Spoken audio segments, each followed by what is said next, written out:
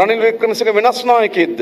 ரணில் விக்ரமசிங்க மாற்றமான ஒரு தலைவரா? 1977 ඉඳන් 1977 இருந்து මේ දක්වා ආණ්ඩු පාර්ලිමේන්තු නියෝජනය කරන නායකයෙක්. இதுவரைக்கும் அரசாங்கத்தில் பங்கு வகிக்கும் ஒரு தலைவர். අවුරුදු 47ක්. 47 வருடங்கள்.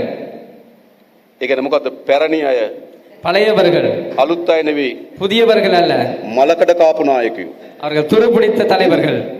අවුරුදු 50කට ආසන්න කාලයක්.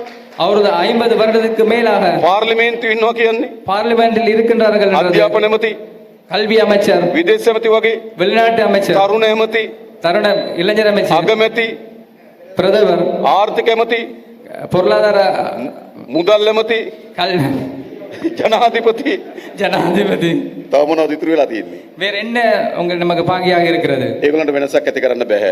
எந்த ஒரு மாற்றத்தையும் அவர்களால் செய்ய முடியாது. එහෙම නෙවෙයිද? அப்படியா இல்லையா? සාහට වෙනසක් වෙන දැන් එකතු වෙන්නේ කවුද? மாற்றத்துக்காக ஒன்றிணைந்தவர்கள் யாரு? තාමත් මම දැක්කා. இப்போதும் அவர் பார்வையிட்டார். නිල වශයෙන් உத்தியோகபூர்வமாக පොහොට්ටුව රනිල්ට සහාය දෙන්න ප්‍රකාශ කරලා නැහැ. மொட்டு கட்சி ரணிலுக்கு ஆதரவு அளிப்பதாக இன்னும் வாக்குறுதி මහින්ද அளிக்கவில்லை. රාජපක්ෂගෙන් ඇහුවොත් மஹிந்த ராஜபக்சவனை கேட்டால் තාම තීන්දුවක් කරන්නේ නැහැ කියනවා. இன்னும் தீர்மானம் ஒன்று எடுக்கவில்லை என்று බැසිල් கூறுகிறார். රාජපක්ෂගෙන් ඇහුවොත් பெசில் ராஜபக்சவனை கேட்டால் තාම තීන්දුවක් කරන්නේ නැහැ කියනවා. இன்னும் தீர்மானம் எடுக்கவில்லை என்று கூறுகின்றார். හැබැයි තීන්දුවක් ගත්ත කට්ටියක් ඉන්නවා. தீர்மானம் எடுத்தவர்கள் சிலர் இருக்கின்றார்கள். කවුද? யார்? මහින්දානන්ද අලුත්ගමගේ மஹிந்தானந்த அலுத்கமை அவர்கள் රනිල්ට සහාය දෙන්න තීන්දුවක් කරන්. ரணிலுக்கு ஆதரவு அளிப்பதாக குறிப்பிட்டார். දන්නවනේ කවුද කියන්නේ? யார் என்று தெரியும் தானே அவர்? ලෝහන් රත්වත්තේ ரோஹான் ரத்வத்தே රනිල්ට සහාය දෙන්න තීන්දුවක් කරන්. ரணிலுக்கு ஆதரவு கொடுக்க தீர்மானித்திருக்கிறார். මතකද? உங்களுக்கு ஞாபகம் இருக்கும், බන්ධනාගාර ඇමති ඉන්න කාලේ அவர் சிறைச்சாலைகள் அமைச்சராக இருக்கும் போது බීලා රෑ බන්ධනාගාරයට පැනලා குடித்து விட்டு சிறைச்சாலைக்கு சென்று පිස්තෝල හිරකරුවන් පෙළගස්සලා அவர் குற்றவாளிகளை அப்படியே மண்டியிட வைத்து තරුණයන්ගේ ඔලුවට පිස්තෝලයක් තිබ්බා. இளைஞர்களின் தலைக்கு துப்பாக்கியை வைத்தார். දෙමළ තරුණයන්ගේ தமிழ் இளைஞர்களுக்கு එයා සහාය දෙනවලු රනිල්ට වෙනසක් වෙනුවෙන්. அவர் ரணிலுக்கு ஆதரவு கொடுப்பாரா மாற்றத்துக்காக? ප්‍රසන්න රණතුංග பிரசன்ன ரணதுங்க එයා ඊයේ ප්‍රකාශ කරා රනිල්ට සහාය දෙනවා කියලා. அவர் நேற்று குறிப்பிட்டார் ரணிலுக்கு ஆதரவு அளிப்பதாக. එයා කවුද? அவர் யார்? කවුද? කප්පන් අරගෙන கப்பம் வாங்கி මහාධිකරණයේ වැරදිකරුවෙක් වෙලා உயர் நீதிமன்றத்தில் குற்றவாளியாக අවුරුදු 4කට ඇඟ බැඳලා තියෙන්නේ. 4 வருடங்களுக்கு அவருக்கு ஒத்திவைக்கப்பட்ட தண்டனை வழங்கப்பட்டிருக்கு. ඇඟ බඳිනවා කියන්නේ මොකද්ද? உடலை கட்டுவது என்பது என்னது? ආයෙ වැරද්දක් කරොත් හිරේ. திருப்பி ஒரு குற்றம் செய்தால் சிறைச்சாலையில். හරිද? එයත් වෙනසක් වෙනුවෙන් රනිල්ට. அவரும் மாற்றத்துக்காக ரணிலோடு இணைந்திருக்கிறார். ප්‍රසන්න රණවීර තීන්දුවක් කරා. பிரசன்ன ரணவீரவும் தீர்மானம் ஒன்றை எடுத்திருக்கிறார். මිරිස් කුඩු යාළුවා அவருக்கு உங்களுக்கு தெரியும், பாராளுமன்றத்திலே රනිල්ට සහාය දෙන්න. அவரும் ரணிலுக்கு නිමල් ලංසත් තීන්දුවක් කරා. நிமல் லன்சாவும் தீர்மானம் எடுத்திருக்கிறார். දන්නවනේ මීගමුයි மிகமுயில் உங்களுக்கு தெரியும் என்று நினைக்கின்றோம். මොනවද? என்னது? රනිල්ට සහාය දෙන්න. ரணிலுக்கு அவரும் ஆதரவு அளிக்கிறார். මඩකලපේ තීන්දුවක් කරා. மட்டக்களப்பிலும் தீர்மானம் எடுக்கப்பட்டிருக்கிறது. කවුද? யார்? කවුද? யார்? පිල්ලයාர். பிள்ளையார். වෙනසක් වෙනුවෙන්. மாற்றத்துக்காக. මොකද්ද මේ? இது என்ன இது? ඒ නිසා වෙනසක් කරන්න ඉස්සරලම மாற்றம் ஒன்றை செய்வதற்கு முன்பதாக වෙනස් නායකත්වයක් ඕනා. மாற்றமான ஒரு தலைமைத்துவம் வேண்டும். වෙනත් පිරිසක් ඕනා. வேறொரு அணி தேவை. හැබැයි මොකද වෙලා තියෙන්නේ මේ? ஆனா என்ன நடந்திருக்கிறது? දශක ගණනාවක් අපේ රට පාලනය කරපු. தசாப்த காலமாக எங்கள் நாட்டை ஆட்சி செய்த 10 15 අමතිකම් දරපු. 10-15 வருடங்கள் அமைச்சர்களாக இருந்து අවුරුදු 10 15 අගමැතිකම් දරපු. 10-15 வருடங்கள் පැරණි பிரதமராக இருந்து පැරණි பழைய අසාර්ථක சாத்தியமற்ற ඒ ඔක්කොම එකතු වෙලා அவர்கள் அனைவரும் ஒன்றிணைந்து වෙනසක් වෙනුවෙන් ඡන්දෙ ඉල්ලනවා. மாற்றத்துக்காக தேர்தல் கேட்கின்றார்கள். පුළුවන් ද වෙනසක් කරන්න? என்ன மாற்றம் செய்ய முடியும்? இந்த ජනතාවගේ අපේක්ෂාව වෙනසක් වුණාට மற்ற மக்களின் எதிர்பார்ப்பு மாற்றமாக இருந்தாலும் රනිල්ගෙන් ඒ වෙනස දෙන්න බෑ. ரணிலால் அந்த மாற்றத்தை கொடுக்க முடியாது. එහෙනම් සජිත්ගෙන් පුළුවන්ද? சஜித்தால் கொடுக்க முடியுமா? මම ඔබගෙන් එක ප්‍රශ්නයක් අහන්නම්. நான் உங்களிடம் ஒரு கேள்வியை கேட்கின்றேன். සජිත් ප්‍රේමදාස හිටපු ජනාධිපති රණසිංහ ප්‍රේමදාසගේ පුතෙක් නොවුණා නම් මොනවා වෙයිද? அவர் இருந்த ஜனாதிபதி ரணசிங்க பிரேமதாச அவர்களின் மகனாக இல்லை என்றால் என்ன நடந்திருக்கும்? මොකක් වෙයිද? ඒ කියන්නේ යාට මේ පක්ෂයක නායකයෙක් වෙන්න ජනාධිපති අපේක්ෂකයෙක් වෙන්න එකම සුදුසුකම මොකද්ද? அவர் ஒரு கட்சியின் தலைவராவதற்கு ஜனாதிபதி வேட்பாளர் இருப்பதற்கு ஒரே ஒரு தகுதி என்ன? තාත්තා ජනාධිපති වීම. அவர் தகப்பன் ஜனாதிபதியாக இருப்பது மாத்திரமே. තාත්තා ජනාධිපති නෙවෙයි නම් தகப்பன் ஜனாதிபதியாக இல்லை என்றால் මඩ කලපේ නගර සභාවට තෝරගන්න සුදුසු වෙන්නෙත් නෑ. மட்டக்களப்பில் நகர சபைக்கு கூட அவரை தெரிவு செய்ய முடியாது. එහෙම නේද? அப்படித்தானே? දැන් එයා ගැන කතා කරලා වැඩක් නෑ. அவரை பற்றி பேசி எந்த பிரயோஜனமும் இல்லை. අපරාධ කාලේ. அவர் ஒரு குற்ற செயலில் ஈடுபடுவார். එයා ගැන දැන් කතා කරන්නේ කවුද? அவரை பற்றி பேசுவது யார்? එයාගේ සභාපති. அவர் தலைவரே பேசுறார் அவரை பற்றி. කවුද? யார்? සරත් පොන්සේකා. சரத் பொன்சேகா அவர்கள். ඇතිනේ. போதும் தானே? නේද? අපි කියන්න ඕනේ නෑනේ. நாங்கள் சொல்ல வேண்டிய அவசியம் இல்லை. දැන් එයා කලින් සරත් පොන්සේකා ගැන කිව්වේ මොකද්ද? அவர் இதற்கு முன் சரத் பொன்சேகா பற்றி என்ன கூறினார்? සරත් පොන්සේකා මහත්තයා වේදිකාවේ තියාගෙන சரத் பொன்சேகா அவர்களை மேடையில் வைத்துக் கொண்டு සජිත් ප්‍රේමදාස කෑ ගහලා කිව්වා சஜித் பிரேமதாஸ் உறக்க சொன்னார். සජිත්ගේ ආණ්ඩුවේ சஜித்தின் அரசாங்கத்தில் හොරු අල්ලන්න දෙන්නේ குற்றவாளிகளை பிடிப்பதற்கு පොන්සේකා මහත්තයාට කිව්වා. பொன்சேகா කිව්වේ නැද්ද? சொல்லலையா? කට්ටිය අපුඩි ගැහුවා. සජිත් ප්‍රේමදාස. சஜித் பிரேமதாஸ் அவர்கள் මොනවා හරි ඕන දෙයක් ගැන திருப்பி ஏதாவது சொல்ல வேண்டுமா? அவசியம் இல்லை. தேவையில்லை. වෙනසක් ඕන නම් மாற்றம் கொண்டு வேண்டும் என்றால் ඒ වෙනස කළ හැකි වන්නේ කාටද? ඔබ මේ රට වෙනස් කරන්න ඕන කියලා කල්පනා කරනවා இந்த නම් நாட்டை மாற்ற வேண்டும் என்று நீங்கள் ඒ தீர்மானித்தால் වෙනස් කිරීම සඳහා அந்த மாற்றத்திற்காக තෝරා ගන්න තියෙන්නේ உங்களுக்கு தெரிவு செய்ய வேண்டி இருக்கிறது. ජාතික ජනබලවේගය අපි හැමදෙනාම නියෝජනය කරන පාර. தேசிய மக்கள் சக்தியில் நாங்கள் எல்லாரும் தீர்மானிப்பவர்கள். විශේෂම ගුරුවරුන්ට වගකීමක් තියෙනවා. முக்கியமா ஆசிரியர்களுக்கு ஒரு பொறுப்பு இருக்கிறது. දැන් බලන්නකෝ இப்படி பாருங்கள், වැටුප් වැඩිවීම පිළිබඳ දීර්ඝ උද්ඝෝෂණයක් තිබුණා. அதாவது சம்பள உயர்ப்பட்ட நீண்ட போராட்டம் இருந்தது. ඒ උද්ඝෝෂණ නතර කිරීම සඳහා ආණ්ඩුව සහ වෘත්තීය සමිතිය අතර එකඟතාවයකට ආවා. அந்த போராட்டத்தை நிறுத்துவதற்காக ஆசிரியர்களும் அரசாங்கம் இடையில் ஒப்பந்தம் ஒன்று இடம்பெற்றது. අයවැය ලේඛනයට යෝජනාව ඇතුළු කරා. எங்களது வரவு செலவு திட்டத்தில் யோசனைகள் முன்வைக்கப்பட்டது. අයවැය යෝජනාවට ඇතුළු කරපු යෝජනාවේ வரவு செலவு திட்டத்தில் முன்வைக்கப்பட்ட யோசனைகளில் පියවර කීපයකට වැටුප් වැඩි කරන්න එකඟ වුණා. கட்டம் கட்டமாக சம்பளத்தை உயர்த்துவதற்கு அவர்கள் தீர்மானித்தார்கள். ඒ එකඟතාවය ඉටු කරන්න කියලා ගුරුවරු ඉල්ලන්නේ. அந்த தீர்மானத்தை நிறைவேற்றப்படிதான் ஆசிரியர்கள் கேட்கின்றார்கள். අයවැය යෝජනාවට ඇතුළු කරපු යෝජනාව ඉටු කරන්න කියලා ඉල්ලනවා. வரவு செலவு திட்டத்தில் சேர்த்து கொண்டதை அமுல்படுத்தப்படிதான் கேட்கின்றார்கள். හැබැයි ආණ්ඩුව ඒකට උනන්දුවක් දක්වන්නේ නැහැ. அதற்கு அரசாங்கம் உற்சாகம் அளிப்பதில்லை. හැබැයි රනිල් වික්‍රමසිංහට ரணில் விக்ரமசிங்க அவர்களுக்கு කෝටි 875ක් වෙන් කරනවා. 865 கோடி ஒதுக்குகின்றார். අයවැය ලේඛනේ වෙන් කරන්නේ නැතුව அதாவது வரவு செலவு திட்டத்தில் ஒதுக்காமல், පරිපූර්ණ කස්තමේන්තුවක් ගෙනල්ලා. அதாவது மேலதிகமாக ஒரு கொண்டு வந்து, ඒ කියන්නේ අයවැය ලේඛනෙන් යෝජනාවක් ඉදිරිපත් කරලා මුදල් වෙන් කරාට පස්සේ அதாவது வரவு செலவு திட்டத்தில் உள்ளடக்கி அதற்கான முதல்களை ஒதுக்கிய பிறகு ඒ යෝජනාව ඇතුළේ රනිල් වික්‍රමසිංහට කෝටි 875ක් වෙන් කරලා තිබෙන්නේ නැහැ. அந்த யோசனையில் ரணில் விக்ரமசிங்க அவர்களுக்கு 865 கோடி ஒதுக்கி ඒක இருக்கவில்லை. අයවැය ලේඛනේ නැති යෝජනාවක්. அது வந்து வரவு செலவு திட்டத்தில் இல்லாத ஒரு யோசனை. හදිසිය පාර්ලිමේන්තුවට ගෙනල්ලා කෝටි 875ක් වෙන් කරගන්න. அதை பார்லிமெண்டத்துக்கு மீண்டும் புதிதாக கொண்டு வந்து ගුරුවරුන්ට අයවැය ලේඛනේ තියෙන යෝජනාව නැහැ. රනිල් වික්‍රමසිංහට අයවැය ලේඛනේ නැතිව සල්ලි වෙන් කරගන්නවා. ஆசிரியர்களுக்கு வரவு செலவு திட்டத்தில் இருப்பதை கொடுக்க முடியாது, ஆனால் வேறாக பாராளுமன்றத்தில் கொண்டு வந்து தனக்கு தேவையான நிதியினை அவர் ஒதுக்கிக் கொள்கின்றார். රනිල් වික්‍රමසිංහට රට යන්න අයවැය ලේඛනේ සල්ලි වෙන් කරා. ரணில் விக்ரம அவர்கள் வெளிநாடு செல்வதற்கு வரவு செலவு திட்டத்திலே காசு ஒதுக்கப்பட்டது. මොකද උනේ? என்ன நடந்தது? වෙන් අවුරුද්දට වෙන් කරපු සල්ලි මාස 4කින් ඉවර කරා. ஒரு வருடத்திற்கு ஒதுக்கிய காசை 4 மாதத்திலே அவர் முடித்து விட்டார். අයවැය ලේඛනේ වෙන් කරපු සල්ලි ඉවරයි. வரவு செலவு திட்டத்திலே ஒதுக்கிய காசு முடிந்து விட்டது. හැබැයි මොකද කරේ? ஆனால் என்ன நடந்தது? අලුතෙන් ආයේ කෝටි 20ක් වෙන් කරා.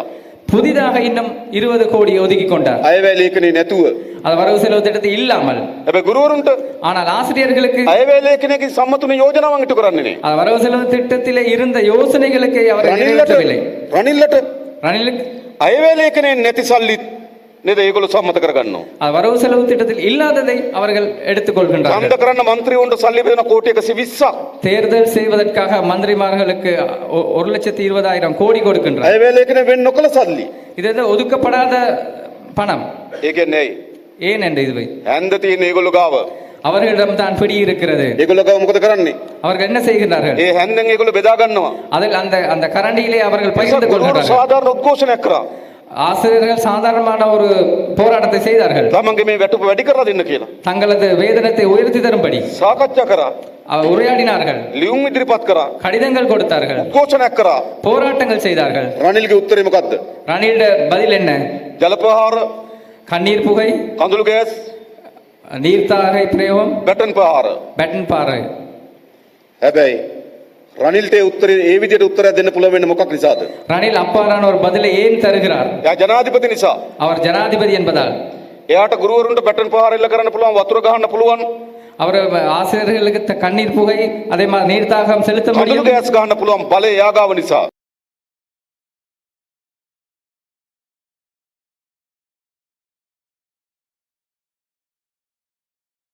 கண்ணீர் புகை அடிக்கக்கூடிய பலம் அவரிடம் இருக்கிறதால் හැබැයි රනිල් එකක් මතක ගුරුවරුන් ගතට එනවා.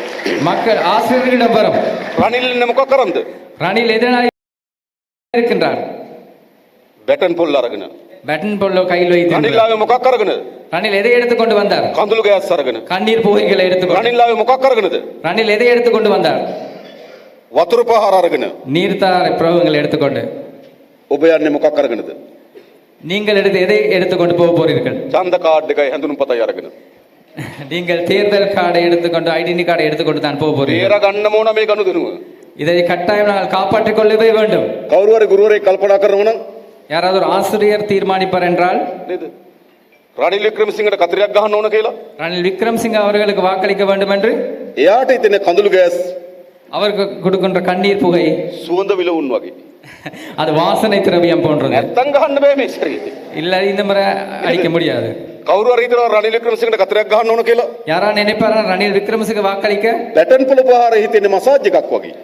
பெட்டன்டையில் அடிப்பது உங்களுக்கு ஒரு மசாஜ் செய்வது போல. එහෙම නෑනේ. அப்படி இல்லை தானே? එහෙනම් මොකද කරන්න ඕන?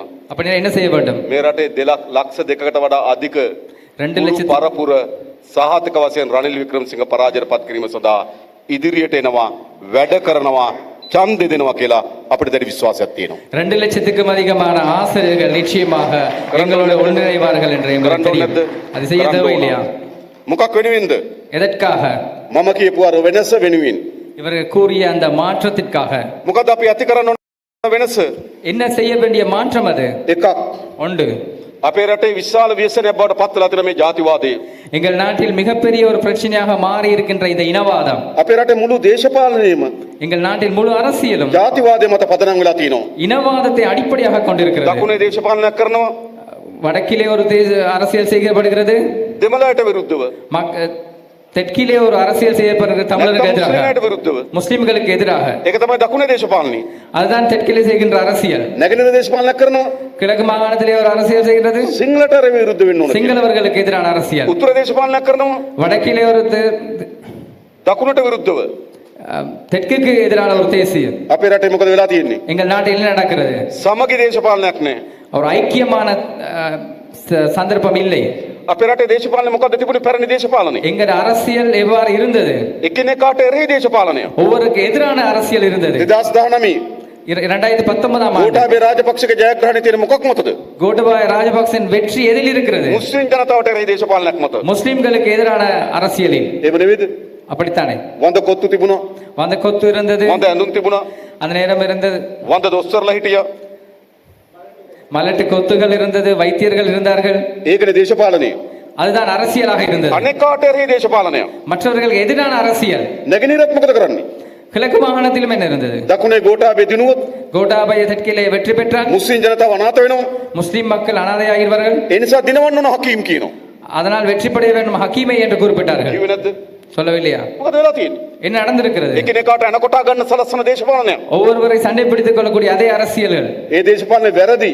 அது புலியான ஒரு அரசியல். අන්න ඒ දේශපාලනේ වෙනස් කරන්න ඕන. அந்த அரசியலை மாற்ற வேண்டும். අන්න වෙනසක්. அதுதான் மாற்றம். මොකද්ද වෙනස? என்ன மாற்றம்? එකිනෙකා කොටවන දේශපාලන වෙනුවට ஒவ்வொருவரை தாக்கிக் கொள்ளுகிற அரசியலுக்கு பதிலாக සිංහල දෙමළ මුස්ලිම් ජනයා කොටවන දේශපාලන වෙනුවට முஸ்லிம் தமிழ் சிங்கள மக்களை வேறுபடுத்துகின்ற அரசியலுக்கு සිංහල දෙමළ பதிலாக ජනයා සමගි කරන දේශපාලනය. அனைவரையும் ஒற்றுமைப்படுத்துகின்ற ஒரு අන්න அரசியல். ඒක තමයි වෙනස. ජාතික ජන බලවේගය ඇති කරන වෙනස. அந்த மாற்றம் தான் தேசிய மக்கள் சக்தி ஏற்படுகின்ற வித்தியாசம். අපේ රටේ දේශපාලනේ මොකද්ද? எங்கள் நாட்டின் அரசியல் என்னது? ජාතිවාදී දේශපාලනය. இனவாத ஒரு அரசியல். වෙනස මොකද්ද? மாற்றம் என்ன? ජාතිවාදයට එරෙහි ජාතික සමගිය දේශපාලනය. இனவாதத்துக்கு எதிராக இனவாதத்தின் ஒற்றுமைக்கு எதிராக இருக்கின்ற அரசியல். අන්න අපි ඇති කරන වෙනස. அதைத்தான் நாங்கள் ஏற்படுகின்ற மாற்றம். අපේ දේශපාලකයා කියන්නේ කවුද? எங்கள் அரசியல் என்பது யார்? දූෂිතෙක්. அப்படித்தான் எங்கள் நாட்டில் அரசியல்வாதி. මහජනයාගේ දන හොරකම් කරන දේශපාලනය. மக்கள் பணத்தை களவெடுக்கின்ற திருடுகின்ற ஒரு அரசியல். මහජනයාගේ දන නාස්ති කරන දේශපාලනය. மக்கள் பணத்தை வீணடிக்கின்ற ஒரு அரசியல். නීතියට වඩා උඩින් ඉන්න දේශපාලනය. நீதித்துறையை மதிக்காத ஒரு அரசியல். ඒක තමයි පැරණි දේශපාලනය. அதுதான் பழைய அரசியல். අපේ රට අලුත් දේශපාලනයක් වුණා. எங்கள் நாட்டுக்கு ஒரு புதிய அரசியல் தேவை. වෙනසක් වුණා. மாற்றம் வேண்டும். ඒ වෙනස මොකද්ද? அந்த மாற்றம் என்னது? මහජනයාගේ ධනය හොරකම් කරන එක නතර කරන දේශපාලනය. மக்கள் பணத்தை சூறையாடுகின்ற நிறுத்துகின்ற ஒரு මහජනයාගේ அரசியல். ධනය නාස්ති කරන එක නතර කරන දේශපාලනය. மக்கள் பணத்தை வீணடிக்காத ஒரு அரசியல். දේශපාලකයා නීතියට යටත් වෙන දේශපාලනයක්. நீதித்துறைக்கு அடிபணிந்த ஒரு அரசியல். අන්න වෙනස. அதுதான் மாற்றம். ඒ වෙනස ඇති කරන්නේ அந்த மாற்றத்தை செய்யக்கூடியது ජාතික ජන බලවේගයේ ආණ්ඩුවකින් විතරයි. தேசிய மக்கள் சக்தியின் அரசாங்கம் ஒன்றின் மூலம் தான். මොකද තියෙන දේශපාලනය? இப்ப இருக்கின்ற அரசியல் என்னது? වංචනිකයන් ආරක්ෂා කරන දේශපාලනය. குற்றவாளிகளை பாதுகாக்கின்ற அரசியல். එහෙම දේශපාලනයක් නෙවෙයිද? அப்படியான ஒரு அரசியல் அல்லவா இது? දැන් බලන්නකෝ. இப்ப பாருங்க, ඔබට මතක ඇති පහුගිය ජනාධිපති ඡන්දෙදී உங்களுக்கு ஞாபகம் இருக்கும் கடந்த ஜனாதிபதி தேர்தலிலே මහින්දානන්ද අලුත්ගමගේ කෑ ගාලා කිව්වා. மைந்தானந்த அலுத்கமையை உரத்து சொன்னார். එයාට නිින්ද යන්නේ නැහැ කිව්වා රනිල් වික්‍රමසිංහ හිරේ දානකම්. ரணில் விக்ரமசிங்க சிறையில் அனுப்ப வரைக்கும் தனக்கு நித்திரை வராது என்று குறிப்பிட்டார். ඊයේ நேற்று රනිල් වික්‍රමසිංහ දිනවන්න ඕන කියලා ප්‍රෙස් කොන්ෆරන්ස් එකක් මාධ්‍ය සාකච්ඡාවක් තියෙනවා. நேற்று ஊடகங்களுக்கு குறிப்பிடுகின்றார் ரணில் விக்ரமசிங்கவை வெற்றி பெற செய்ய வேண்டும் என்று. පෙරුනේ උඩ කෑල්ල විතරයි යට කෑල්ල කොහොමද දන්නේ? மேல் துண்டு மாத்திரமே தெரிந்தது, கீழ் துண்டு என்னவென்று தெரியாது. அப்படி செய்ய முடியுமா? මම ඔබගෙන් මොන දේශපාලනයක්ද මේක? இது என்ன அரசியல் இது? අනුමත කරනද මේ දේශපාලනය? இதை நீங்க அனுமதிக்கின்றீர்களா? 2019 ඡන්දෙට අවිල කියනවා 2010 ஆண்டு அரசியலுக்கு வந்து රනිල් கூறுகின்றார். මහ බැංකුව හොරකම් කරා. ரணில் மத்திய வங்கி கொள்ளையிட்டார். රනිල් දඬුවම් දෙන ඡන්දෙ දෙන්න කියනවා. ரணிலுக்கு சிறையில் அடைப்பதற்கு இது வாக்குதாரங்கள் என்று 2024 අවිල කියනවා 2024 வந்து අර கூறுகிறார் රනිල් දිනවන්න කියලා. ரணிலை வெற்றி பெற செய்ய வேண்டும் என்று. ඉතින් නේද යට කෑල්ල කොහොමද කිව්වේ? ඔබ හිතන්න ඔබ இதன் கீழ் துண்டு எவ்வாறாக இருக்கும்? நீங்களே சிந்தித்து பாருங்கள். ඇන්දිවත සහිතව එහෙම දේශපාලනයක් කරන්න පුළුවන්. இப்படி ஒரு அரசியலை செய்ய முடியுமா?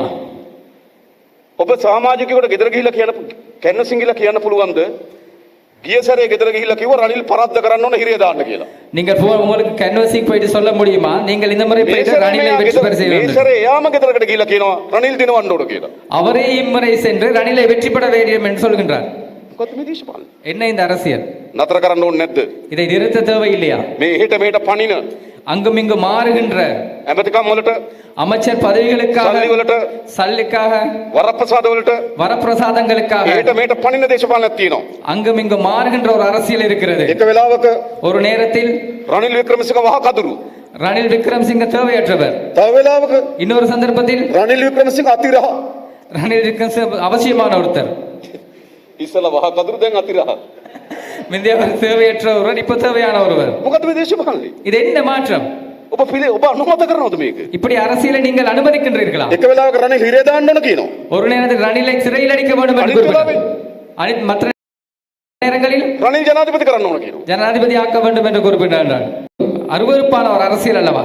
දාන්න මාන්න වලට அங்க வரப்பிரசாதங்களுக்கு, වරප්‍රසාද වලට வரப்பிரசாதங்களுக்காக, සල්ලි වලට காசுக்காக, ධනතුරු වලට பதவிகளுக்காக නේද? தேவை இல்லையா? අන්න ඇති කරන වෙනස. அன்று நாங்கள் மாற்ற வேண்டிய மாற்றம் ඒ වෙනස ඇති කරන වලට காசுக்காக, ධනතුරු වලට பதவிகளுக்காக, නේද? එහෙට මෙහෙට පණින දේශපාලනේ. அங்கும் இங்கு மாறுகின்ற அரசியல். වෙනස් කරන්න ඕනේ නැද්ද මේ දේශපාලනේ? இதை மாற்ற தேவை இல்லையா? අන්න ඇති කරන වෙනස. அன்று நாங்கள் மாற்ற வேண்டிய மாற்றம், ඒ වෙනස ඇති කරන්නේ කවුද? அதை செய்யக்கூடியது யார்? ජාතික ජන බලවේගයේ ආණ්ඩුවක් විතරයි මතක தேசிய තබා மக்கள் சக்தியின் அரசாங்கத்தினுடன் மூலம் மட்டும்தான். ඕනේ නැද්ද එහෙම වෙනස? அப்படியான மாற்றம் தேவை இல்லையா? ඒක අපි ඇති කරන වෙනස. அதைத்தான் நாங்கள் செய்ய போகின்ற ඒ மாற்றம். විතරක් නෙවෙයි. அது மட்டுமல்ல, රනිල් වික්‍රමසිංහගේ ආර්ථික ප්‍රතිපත්තිය මොකක්ද? ரணில் விக்ரமசிங்கனின் பொருளாதார திட்டம் என்ன? රටේ සියලු සම්පත් විකුණන එක. இந்நாட்டில் இருக்கின்ற சகல பொருட்களை விற்பனை செய்வது. ටෙලිකොම් විකුණනවා, டெலிகாமை விற்பனை செய்கின்றார், රක්ෂණ සංස්ථා විකුණනවා, காப்புறுதி கூப்பிடுறதை விற்கின்றார், ගෑස් සමාගම් විකුණනවා, கேஸ் நிறுவனத்தை விற்கின்றார், ලංකා හොස්පිටල් එක විකුණනවා, லங்கா ஹாஸ்பிட்டலை வித்திருக்கின்றார், හෝටල් ටික විකුණනවා, இருக்கின்ற ஹோட்டல்களை விற்கின்றார், ගොවි පොළවල් 31ක අක්‍ර 28000ක් විකුණනවා. விவசாய நிலங்கள் 28,000 ஏக்கர்களை வித்திருக்கின்றார். විකුණන දේශපාලනය. விற்கின்ற ஒரு அரசியல். හොඳද ඒක? இது நல்லதா? තව ටික දවසකින් වාලච්චනේ කඩදාසි කම්මලත් විකුණනවා. இன்னும் சிறு காலங்களில் வாழைச்சேலையில் கடதாசி தொழிற்சாலை விற்று விடுவார். විකුණනවා ඔක්කොම. இது அனைத்தையும் விற்று விடுவார். ඒක තමයි ඒගොල්ලන්ගේ ප්‍රතිපත්තිය. அதுதான் அவர்களின் பொருளாதார திட்டம். ඒක තමයි අවුරුදු 40ක් 50ක් ගියපු ප්‍රතිපත්තිය. 40-50 வருடங்களாக இதைத்தான் அவர்கள் අද නෙවෙයි அமல்படுத்தினார்கள். විකුණන්න පටන් ගත්තේ. අද නෙවෙයි විකුණන්න පටන් ගත්තේ. இப்ப இல்ல, அவர்கள் இதை விற்பனை செய்ய ஆரம்பித்தது 1980 විකුණන්න පටන් ගත්තේ. 1980களில் இருந்து. තුල්ලිරිය පේකම්මල වික්කා. තුල්ලිරිය රෙදි කම්මල. துளிரியில் இருக்கின்ற ஆடை தொழிற்சாலையை, මත්තේකොට රෙදි කම්මල වික්කා. மத்தியகமையில் இருக்கின்ற ஆடை தொழிற்சாலையை, වේයන්ගොඩ රෙදි කම්මල වික්කා. வேயாங்குடியில் இருக்கின்ற தொழிற்சாலையை, ඇඹිලිපිටිය කඩදාසි කම්මල වික්කා. அம்பிலிப்பேட்டையில் இருக்கின்ற கடதாசி தொழிற்சாலை, කන්තලේ සීනි කර්මාන්තශාලා වික්කා. கந்தளையில் இருக்க சீனி தொழிற்சாலை, වැලිසර කිරිපිටි කම්මල වික්කා. வெளிசரையில் இருக்கின்ற பால்மா உற்பத்தி, ඔරුවල වාහන සංස්ථාව වික්කා. ஒருவரில் இருக்கின்ற இரும்பு தொழிற்சாலை, ගින්තොට තුනිලෑලි සංස්ථාව වික්කා. கின்தோட்டையில் இருக்கின்ற தொழிற்சாலைகளை, දංකොටුව පිඟන් සංස්ථාව වික්කා. தங்கோடையில் இருக்கின்ற பிங்கன் சன்ஸ்தாவை, පිළියන්දල පිඟන් කම්මල වික්කා. பிளியந்தலையில் இருக்கின்ற தொழிற்சாலைகளை, මාතලේ පිඟන් කම්මල වික්කා. மாத்தளையில் இருக்கின்ற தொழிற்சாலைகளை ඕකනේ කරේ. இதை மாற்றம் செய்தார்கள். අලුත් දෙයක්ද මේක? இது ஒரு புது விடயமா? ඕන වෙනස මොකද්ද? தேவையான மாற்றம் என்னது? විකුණන එක නෙවෙයි. விற்பது அல்ல, ඒවා රැකබලාගෙන அவரை பாதுகாப்பது, අලුත් තාක්ෂණය ගෙනල්ලා புதிய தொழில்நுட்பத்தை கொண்டு வந்து නිෂ්පාදන වැඩි කරන உற்பத்திகளை அதிகரித்து අලුත් දේශපාලනයක් ඕන.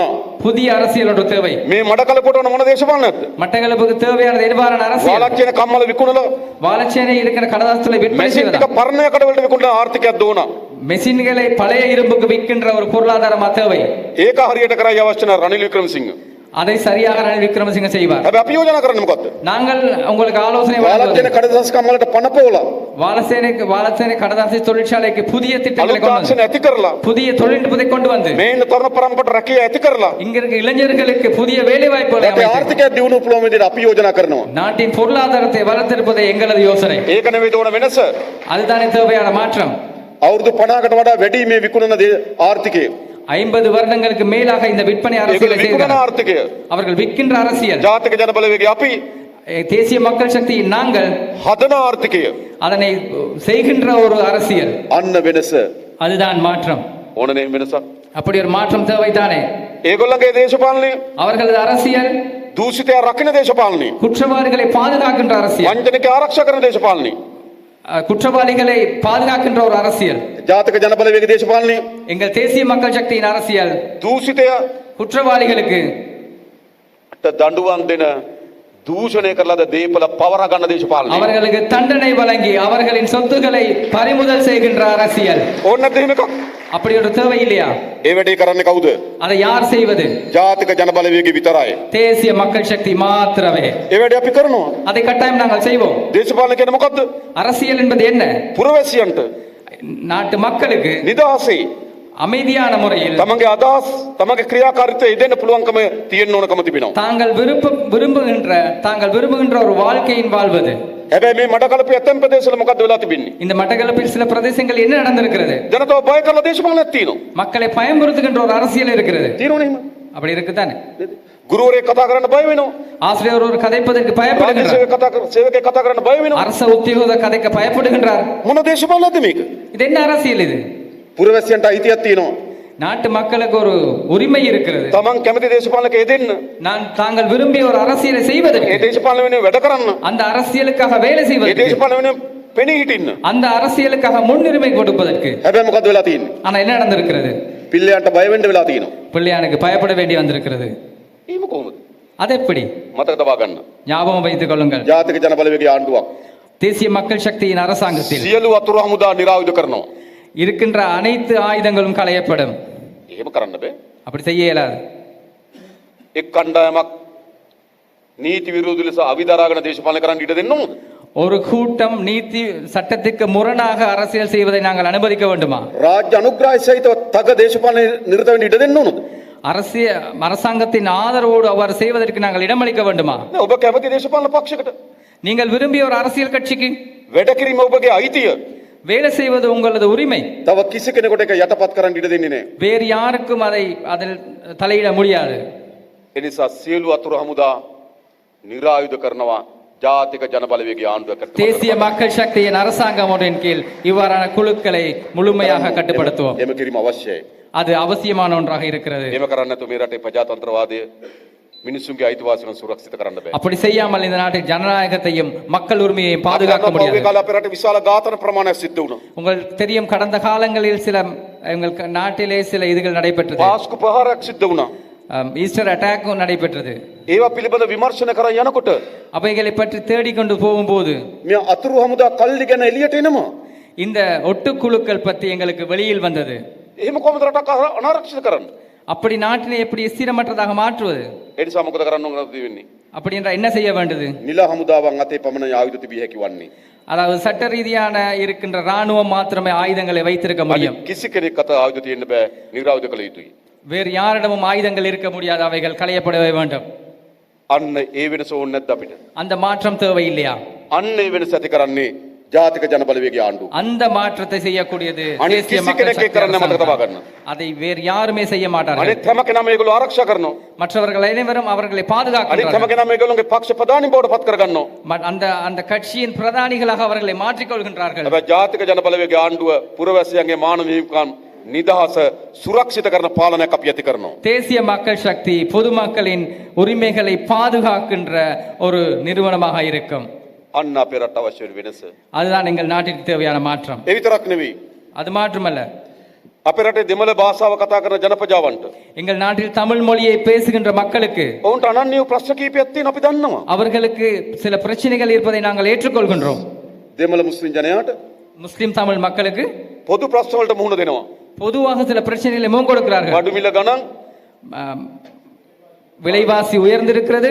දෙමළ ජනතාවත් මුස්ලිම් ජනතාවගේ බඩු මිල ගණන් එහෙමනේ. முஸ்லிம் மக்களும் தமிழ் மக்களும் விலைவாசிகள் අපි அதிகரிக்கிறது. එකට ඒ ප්‍රශ්නට මුහුණ දෙනවා. ஒன்றாக நாங்கள் அந்த பிரச்சனைக்கு முகம் கொடுக்கிறோம். වී මිල බැස්සාම எங்களுக்கு இது නැගෙනහිරත් මේ විල අඩුයි, පොළොන්නරුවෙත් අඩුයි, කිලිනොච්චිත් අඩුයි. அதாவது நெல் விலை என்பது மட்டக்களப்பிலும் குறைவாக இருக்கிறது, புலனர்விலையும் குறைவாக இருக்கிறது. පොදුවේ ප්‍රශ්නට මුහුණ දෙනවා.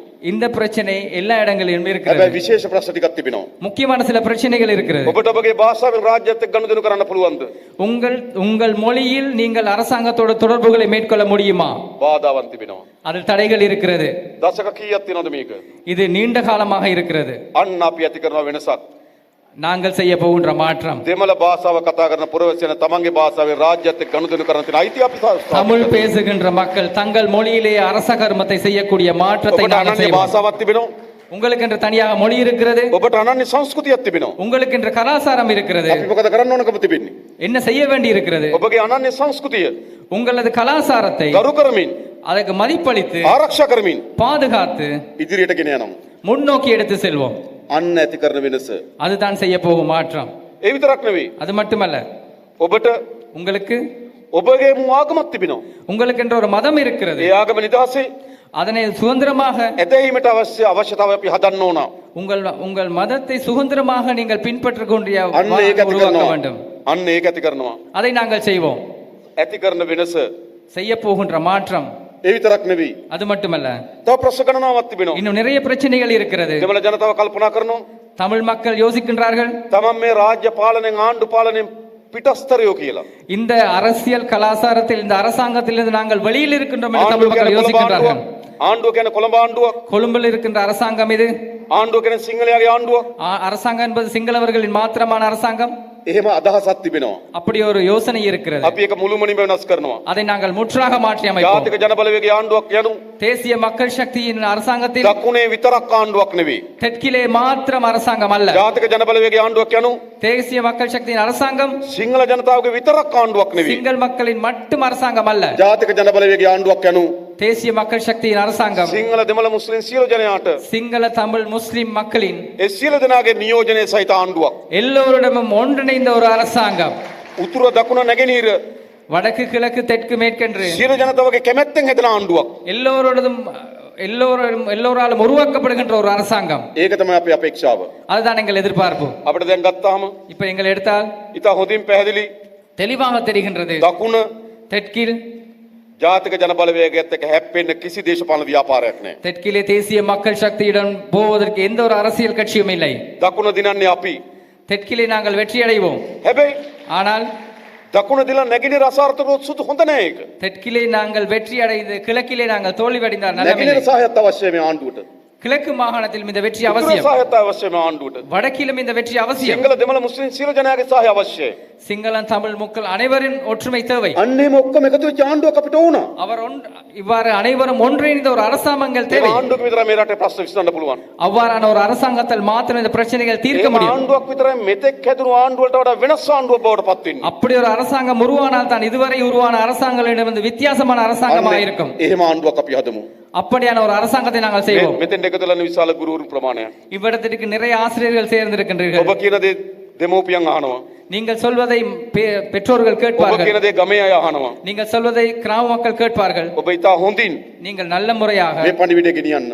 இந்த நாங்கள் கூறுவதை எடுத்துச் රට செல்லுங்கள். හැමතැනම நாட்டில் அனைத்து இடங்களுக்கும் ශක්තිමත්ව බලවේගයේ බවට சக்தி வாய்ந்த ஒரு இதாக ශක්තිමත්ම ජයග්‍රහණයක් சக்தி வாய்ந்த ஒரு வெற்றியாக ජාතික ජන බලවේගයට ගෙනත් දෙන මහන්සි වෙන්න. தேசிய மக்கள் சக்தியை உருவாக்க பாடுபடுங்கள். ඒ වෙනුවෙන් වැඩ කරමු. அதற்காக வேலை செய்வோம். ඒ වෙනුවෙන් ඉදිරියට එමු කියලා ආරාධනා කරමින් அதற்காக முன் வாருங்கள் என்று கூறி මම නතර වෙනවා. බොහොම ස්තුතියි හැම දිනකටම. உங்களிடம் விடைபெறுகின்றேன். நன்றி.